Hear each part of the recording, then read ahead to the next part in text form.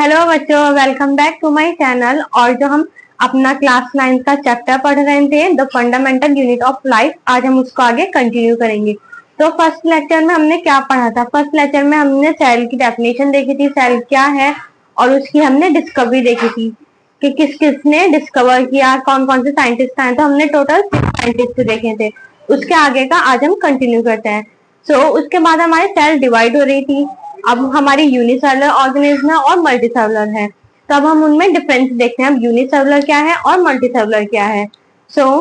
Unicellular organism are composed of a single cell. Unicellular organism जो है वो सिर्फ एक ही सेल से बने हुए होते हैं। सिंपल बॉडी ऑर्गेनाइजेशन, उनकी जो बॉडी होती है वो सिंपल होती है, मतलब उसमें कोई ऐसा कोई खास स्ट्रक्चर वगैरह नहीं होता उनका, सिर्फ एक ही सेल है। एक ही सेल में उनकी क्या बॉडी होगी? सिंपल सी एक बॉडी होगी ना। थर्ड है हमारा a single cell carries out all necessary life process. अब उसमें एक ही सेल है तो उसकी जितनी भी लाइफ प्रोसेस है वो उस एक ही सिंगल सेल से होती है। A single cell carries out all necessary life process. जितनी भी लाइफ प्रोसेस है वो सब एक ही सिंगल सेल से होती है। Division of level is at the organelle level. एक ही सेल है, उसमें ऐसा कुछ खास डिवीजन नहीं होता। उसका जो डिवीजन होता है वो सिर्फ ऑर्गेनेली लेवल तक ही रहता है। Division of level at organelle level. Fifth point है हमारा include both eukaryotes and prokaryotes. इसमें दोनों आते हैं हमारे, यूकैरियोट्स भी और प्रोकैरियोट्स भी। ए life span of A unicellular organism is usually short. जो लाइफ स्पैन होता है यूनिसेलुलर ऑर्गेनिज्म का वो बहुत छोटा होता है। एक ही सेल है, वो कितने टाइम तक जीवित रह सकती है? तो वो कम ही टाइम तक जीवित रह सकती है, तो उसका लाइफ स्पैन शॉर्ट होता है, वो जल्दी ही डाई हो जाती है। तो लाइफ स्पैन इज शॉर्ट। इसके एग्जाम्पल है हमारे बैक्टीरिया, प्रोटोजोआ, और भी हमारे बहुत एग्जाम्पल होते हैं। अब हमारा मल्टीसेलुलर क्या है? Multicellular organism are composed of more than one cell. एक से ज्यादा सेल के बने हुए होते हैं। कॉम्प्लेक्स बॉडी ऑर्गेनाइजेशन, जब एक से ज्यादा सेल है तो वो तो बेसिकली एक नॉर्मल सी बात है कि उनकी कॉम्प्लेक्स बॉडी होगी। Complex body organisation. Multiple cell perform different function. अब उसमें इतनी सारी सेल्स होती हैं तो हर सेल अपना एक डिफरेंट फंक्शन परफॉर्म करती है। Multiple cell perform different functions. Division of labour is at cellular, tissue, organ and organ system level. जो हमारा डिवीजन होता है उसमें सेल में, वो हमारा पहले सेलुलर होता है, उसके बाद टिश्यू में होता है, फिर ऑर्गन, ऑर्गन के बाद हमारा पूरा ऑर्गन सिस्टम बन जाता है। एक सेल है, उस सेल को जब हम एक एक सेल एक जगह ग्रुप में इकट्ठा होंगी, वो एक ग्रुप बनेगा उनका, तो हमारा टिश्यू बनेगा। और फिर हमारे टिश्यू का जब ग्रुप बनेगा तो हमारा ऑर्गन बनेगा, और जब हमारे ऑर्गन बन जाएंगे तो हमारा पूरा ऑर्गन सिस्टम बन जाएगा। तो इसमें यही है, division of labour is at organ system level. हमारा ऑर्गन सिस्टम लेवल तक होता है। Includes both eukaryotes, only eukaryotes, इसमें सिर्फ यूकैरियोट्स होते हैं। सिक्स्थ पॉइंट हमारा multicellular organism have longer life span. Multicellular organism में हमारी लाइफ स्पैन लॉन्गर होती है। मल्टीसेलुलर ऑर्गेनिज्म में लॉन्गर लाइफ स्पैन होती है। और इसके एग्जाम्पल क्या है? ह्यूमंस, एनिमल्स, और भी बहुत जितनी भी हमारी लिविंग थिंग्स हम अपने सराउंडिंग में देखते हैं, बर्ड्स हैं, एनिमल्स हैं, ह्यूमंस हैं, सब हमारे मल्टीसेलुलर में आते हैं। नेक्स्ट टॉपिक है prokaryotic cell and eukaryotic cell. अब हमारे प्रोकैरियोटिक सेल क्या है और यूकैरियोटिक सेल क्या है, तो चलो अब हम इनमें डिफरेंस देखते हैं। तो prokaryotic cell, size of cell is generally small. जो प्रोकैरियोटिक सेल्स होती हैं उन सेल्स का साइज स्मॉल होता है, generally small. Centrioles are present, और इनमें सेंट्रियोल्स आर एब्सेंट। सेंट्रियोल्स इनमें एब्सेंट होते हैं। न्यूक्लियोलस इज एब्सेंट, न्यूक्लियोलस भी एब्सेंट होता है। स्मॉल राइबोसोम्स, राइबोसोम का साइज इसमें स्मॉल होता है, छोटे छोटे राइबोसोम्स होते हैं। इट कंटेन सिंगल क्रोमोसोम, इसमें सिर्फ एक ही क्रोमोसोम होता है, single chromosome. Mitochondria is absent, mitochondria भी इसमें एब्सेंट होती है। Prokaryotic cells are found in blue green algae and bacteria.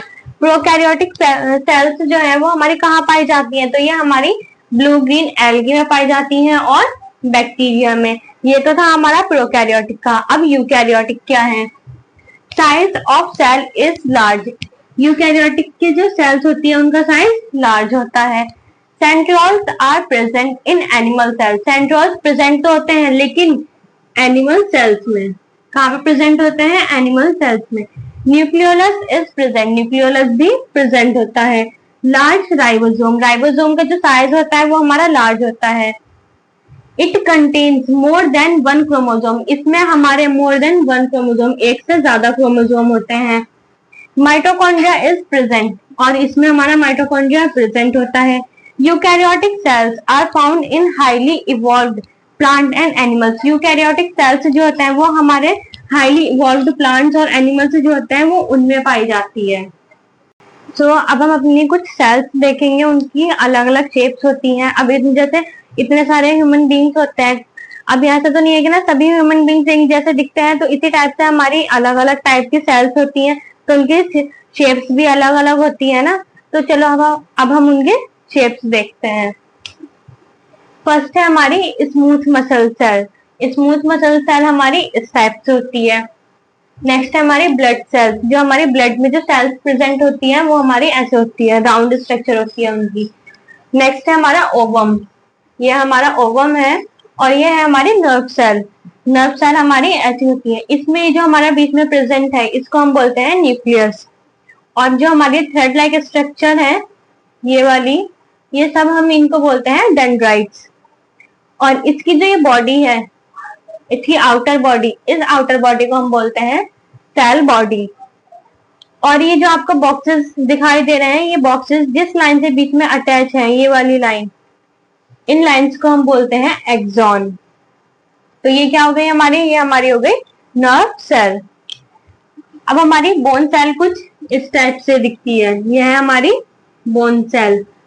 Next हम आता है हमारा स्पर्म। ये हमारा स्पर्म है जिसमें हमारा, इसको बोलते हैं हम हेड, और ये होती है हमारी टेल। नेक्स्ट है हमारी फैट सेल। फैट सेल हमारी इस टाइप से दिखती है। तो ये कुछ बेसिक शेप थी, कुछ सेल्स की शेप थी। वैसे तो बहुत सारी सेल्स होती हैं, सभी सेल्स की शेप अलग अलग होती है, लेकिन ये उनमें से कुछ शेप्स थी।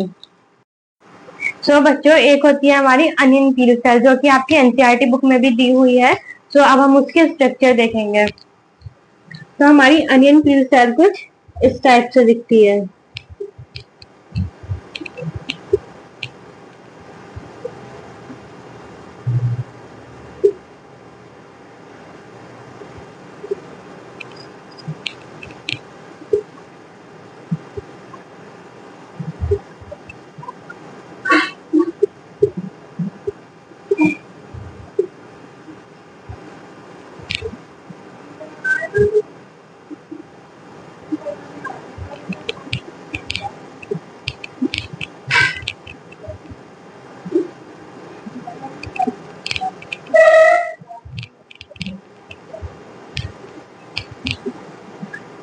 यह है हमारी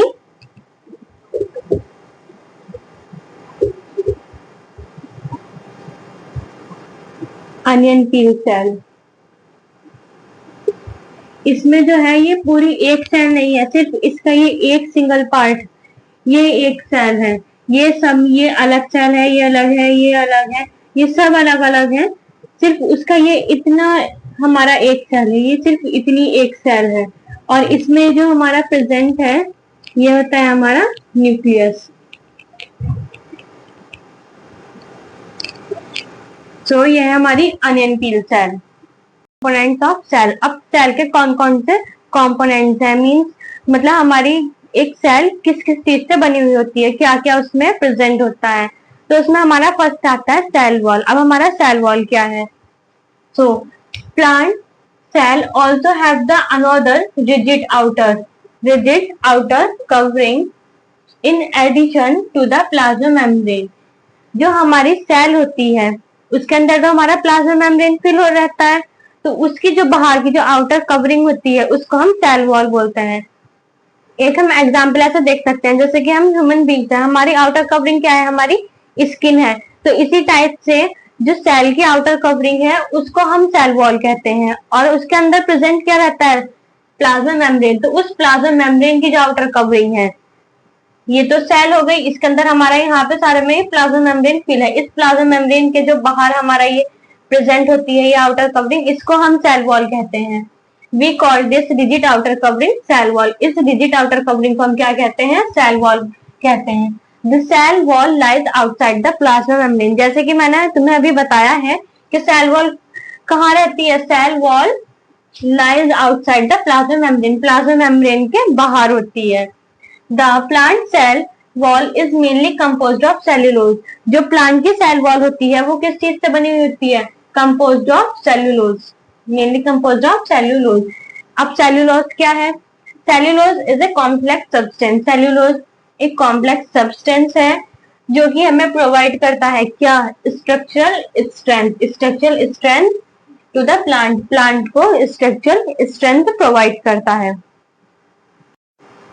बच्चों अब हमारी एक टर्म आती है प्लाज्मोलाइसिस। अब हमारा प्लाज्मोलाइसिस क्या है, so when a plant cell, जब plant cell in its living condition, अपनी लिविंग कंडीशन में होती है, यानी कि वो सेल डेड नहीं है, लिविंग है, लॉसेस वाटर, पानी को लॉस करती है थ्रू ऑस्मोसिस, ऑस्मोसिस के थ्रू, यानी कि जो सेल के अंदर का जो पानी है वो सेल के बाहर चला जाता है। जब पानी को वो लॉस करती है, कौन सी प्रोसेस के थ्रू, ऑस्मोसिस के through. There is a shrinkage और कॉन्ट्रेक्शन। तो क्या होता है, श्रिंकेज होता है और कॉन्ट्रेक्शन होता है ऑफ द कंटेंट, जो भी उसके अंदर कंटेंट प्रेजेंट है उनका, of the cell away from the cell wall. जो भी सेल के अंदर का कंटेंट है वो सेल के बाहर चला जाता है और उनका श्रिंकेज और कॉन्ट्रेक्शन होता है। तो ये होगा, इस फिनोमेना को हम बोलते हैं प्लाज्मोलाइसिस। जब हमारी प्लांट सेल अपनी लिविंग कंडीशन में होती है और वो वाटर को लॉस करती है, लॉस किसके थ्रू करेगी, ऑस्मोसिस के थ्रू, तो उसमें एक जो कंटेंट्स है सेल के अंदर के, तो उसमें हमारा श्रिंकेज और कॉन्ट्रेक्शन हो जाता है और वो हमारे सेल के अंदर के जो है वो हमारे सेल के आउटसाइड हमारा वाटर चला जाता है। तो इस फिनोमेना को हम बोलते हैं प्लाज्मोलाइसिस। अब हमारा इसमें ही एक टर्म आया था ऑस्मोसिस। अब हमारा ऑस्मोसिस क्या है, ऑस्मोसिस की प्रोसेस होती कैसे है, so osmosis is the movement of water molecule. Osmosis जो है वो वाटर मॉलिक्यूल्स का मूवमेंट है across a semi permeable membrane. एक सेमी परमेबल मेम्ब्रेन होती है जिसके थ्रू हमारा वाटर एक साइड से हमारा दूसरी साइड चला जाता है, from a region of higher water concentration to a region of lower water concentration. जिधर हमारा हायर वाटर कंसेंट्रेशन होगा उधर साइड से हमारा वाटर लोअर वाटर कंसेंट्रेशन की तरफ चला जाएगा। This movement occur due to the concentration gradient. ये जो मूवमेंट होता है ये कंसेंट्रेशन ग्रेडियंट की वजह से होता है। और होता क्यों है, एमिंग, एम क्या है उसका, एमिंग टू इक्वलाइज, इक्वलाइज करने का, किसको इक्वलाइज करने का, equalize the concentration of water, water को इक्वलाइज करने का ऑन बोथ साइड, दोनों side of the membrane, membrane के दोनों साइड। देखो ये होता कैसे है, ये हमारा एक मान लीजिए इस टाइप से हमारा ये है, एक साइड हमारा वाटर हमारा पूरा इतना है वाटर, ये हमारे बीच में क्या है, ये हमारे बीच में एक सेमी परमेबल मेम्ब्रेन है और इधर ये हमारा वाटर का कंसेंट्रेशन हायर है और इधर साइड हमारा वाटर का कंसेंट्रेशन लो है। तो जो हमारा वाटर होगा वो हायर कंसेंट्रेशन के साइड से लोअर साइड चला जाएगा और ये बाद में हमारा किस टाइप से हो जाएगा, ये हमारे दोनों साइड वाटर की कंसेंट्रेशन इक्वल हो जाएंगी। तो इस टाइप से ये बीच में ना एक बहुत पतली सी होती है, ये सेमी परमेबल मेम्ब्रेन होती है जहां पर हमारा हायर कंसेंट्रेशन होता है वाटर का, उधर साइड से वो लोअर साइड चली जाती है जहां पर लोअर कंसेंट्रेशन होता है और वो बाद में इक्वल हो जाती है और इस प्रोसेस को हम क्या बोलते हैं, ऑस्मोसिस। सो बच्चों आज के लिए इतना ही, अब मिलते हैं नेक्स्ट लेक्चर में। Thank you.